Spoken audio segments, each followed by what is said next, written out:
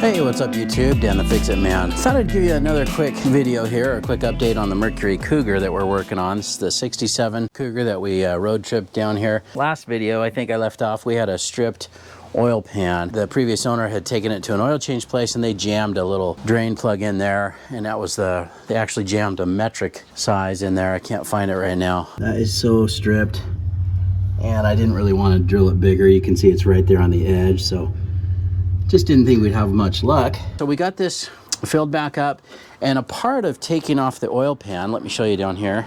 Now here's our new pan. Looks good, and got the new drain plug in there.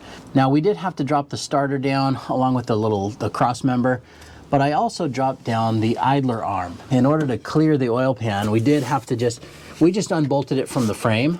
The center link and everything dropped down, and we were able to move this out of the way. But when I went to put it back up, that's when I noticed this right here.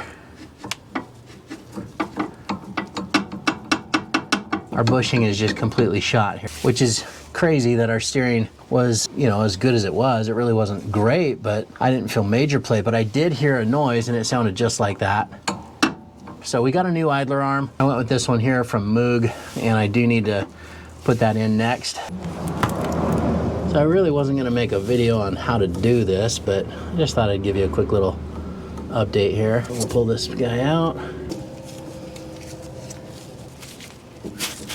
There we go. Let's see what size. All right, that's a 7/8. Got it. We'll see if we can get this guy out here. Oh, awesome. Came right off. We got lucky. That, you can see that this part is bad too. I thought about just buying the bushing for this side. I'm glad I just went with the whole thing. You can see that's totally crushed, so I'm glad we got the whole thing. But yeah, there's your problem. All right, so we ended up with the 2-piece idler arm this time by Moog. So we need to put this together like that. Looks like we do put the thick washer here. One thick is all it needs.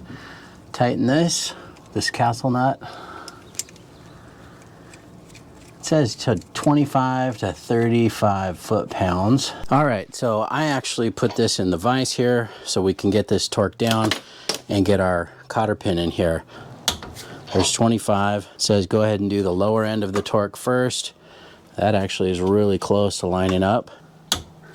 Just turned it a little bit more.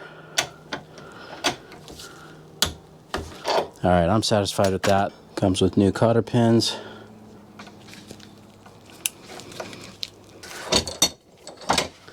And let's head back down. I'm gonna clean this up a little bit before I put this on. I'm gonna hit it with the wire wheel, then I'll probably hit that with some anti-seize. This will at least keep it from getting too corroded. Stuff kind of gets everywhere, but it'll work. I also have these bolts here that hold the frame rail side, and I'll put some on some anti-seize, just kind of coat these pretty well.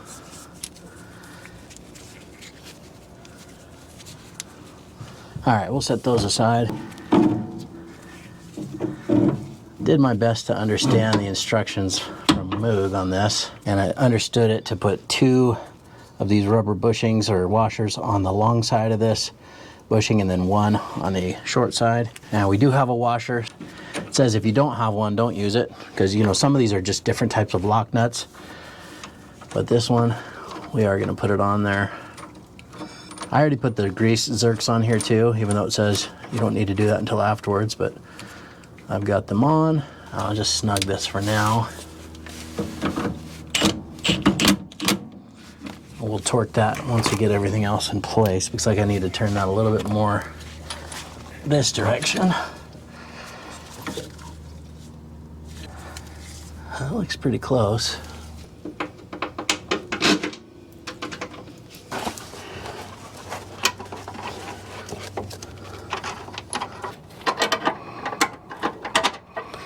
When you put headers on, it makes it a little bit tougher, but we finally got that lined up. But we'll get this all torqued down and then get it back down on the ground.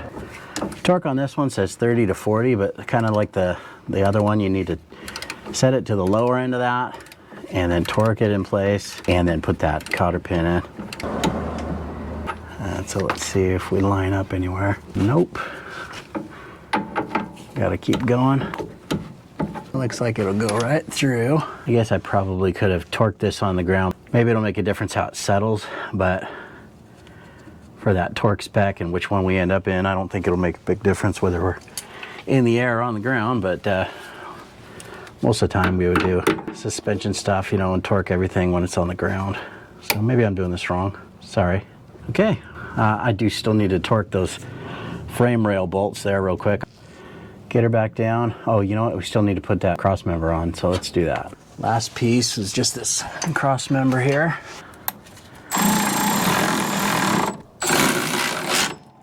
$45 to 60 foot-pounds here. All right, well, let's get it back down, get all this stuff put away, and we'll see where we're at.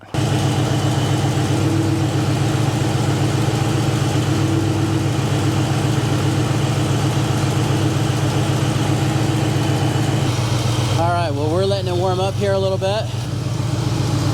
No oil leaks is really great so far. I'm not counting my chickens here before they're hatching, but so far it looks like we're gonna be all right. Now we're definitely gonna need an alignment here too after changing that idler arm.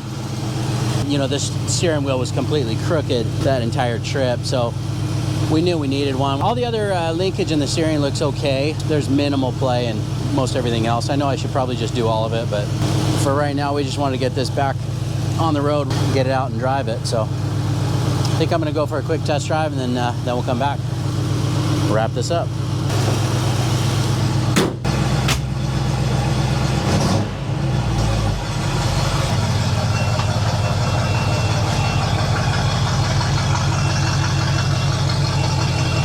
And that's it for the test drive. Everything was great. Happy to have that new oil pan installed. Doesn't look like we've got anything leaking down here.